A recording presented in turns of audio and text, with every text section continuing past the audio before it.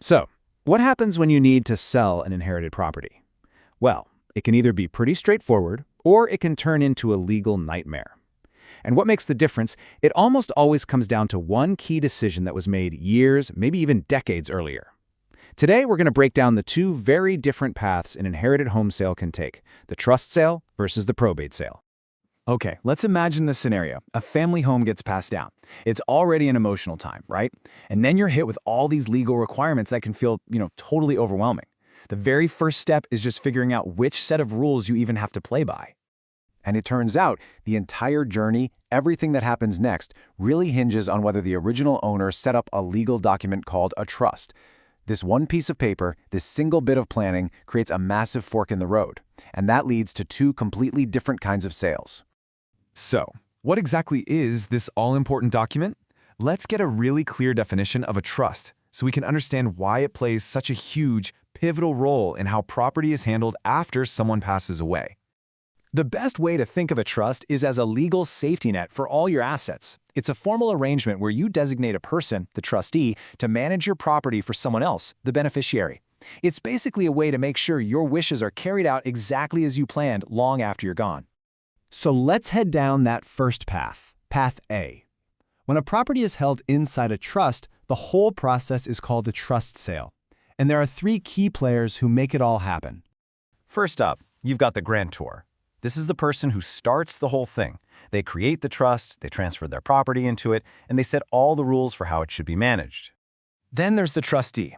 This is who the grantor puts in charge. And their job is simple but crucial. Follow the trust's instructions to the absolute letter, managing the property faithfully for someone else. And finally, of course, the beneficiary. This is who the trust was created for in the first place. They're the person or people who will ultimately get the benefit of the assets. So because the grantor already gave the trustee the authority to act, the process is incredibly direct. The trustee can manage the entire sale without any court getting involved. That makes it a really clean and efficient transaction from start to finish. And the advantages here? Well, they're pretty clear. By completely avoiding the court system, you save a ton of time and money. The whole sale stays private, off the public record.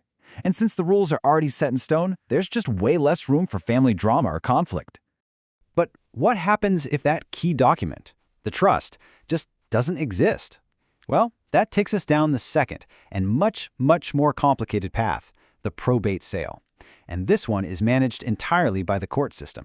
Probate is basically the court's process for settling an estate when there's no trust. And get this, even if you have a will, the court still has to step in to validate it, pay off any debts, and oversee how the property gets distributed.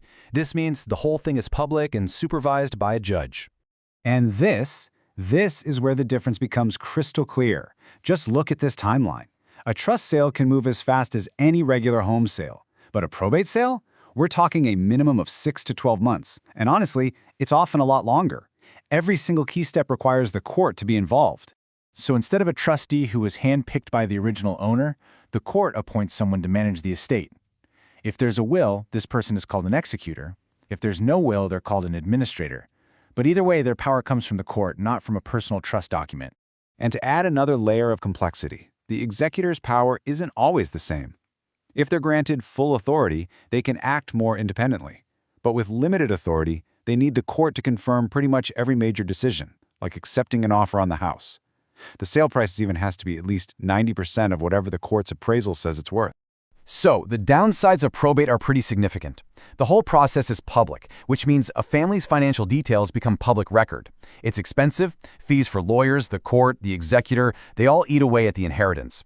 And most of all, the long delays and legal hurdles can add a tremendous amount of stress on a family that's already grieving. Okay, we've walked down both paths. Now let's put them right next to each other for a direct, head-to-head comparison. This is where you can really see the difference. I mean, when you look at them side by side like this, the contrast is just stark. It's not even a close call, is it?